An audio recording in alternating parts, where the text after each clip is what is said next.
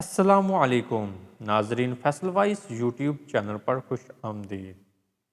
ناظرین، حضرت موسیٰ علیہ السلام نے ایک دفعہ اللہ تعالیٰ سے پوچھا کہ جنت میں میرے ساتھ کون ہوگا؟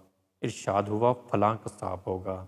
آپ کچھ حیران ہوئے اور اس قصاب کی تلاش میں چل پڑے۔ وہاں دیکھا تو ایک قصاب اپنی دکان میں گوشت بیچنے میں مصروف تھا۔ اپنا کاروبار ختم کر کے اس نے گوشت کا ایک ٹکڑا کپڑے میں لپیٹا اور گھر کی طرف روانہ ہو گیا۔ حضرت موسیٰ علیہ السلام نے اس قصائی کے گھر کے بارے میں مزید کچھ جاننے کے لیے بطور مہمان گھر چڑھنے کی اجازت چاہیے۔ گھر پہنچ کر قصائی نے گوشت کو پکایا، پھر روٹی پکا کر اس کے ٹکڑے شوربے میں نرم کیے اور دوسرے کمرے میں چلا گیا، جہاں ایک نہایت کمزور بڑھیا پلنگ پر لیٹی ہوئی تھی۔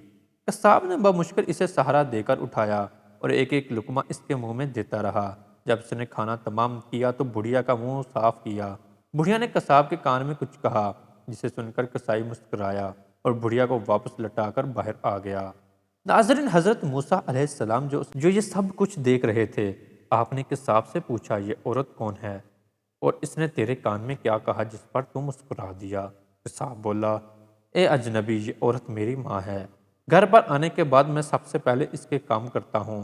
یہ روز خوش ہو کر مجھے دعا دیتی ہے کہ اللہ تجھے جنت میں حضرت موسیٰ علیہ السلام کے ساتھ رکھے، جس پر میں مسکرا دیتا ہوں، بھلا میں کہاں اور موسیٰ کلیم اللہ کہاں۔